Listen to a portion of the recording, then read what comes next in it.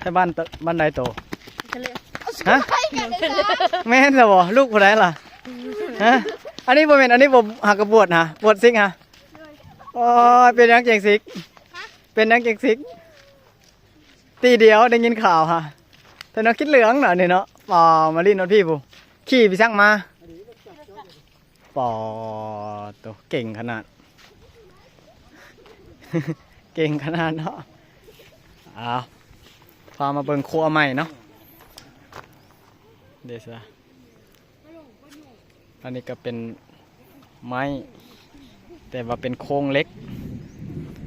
โครงเล็กแล้วเอาไม้ปูไม้แล้วก็ลาด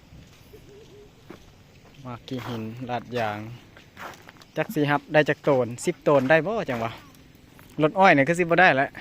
คือสิลงหลุมบ่จักสิลงทางน้ำบ่จักรถอ้อยนี่เบิ่งได้รถอ้อยเนี่ยยันลงหลุมรถอ้อยนี่ยันลงไปพอแหละทางขวาจมพอแหละ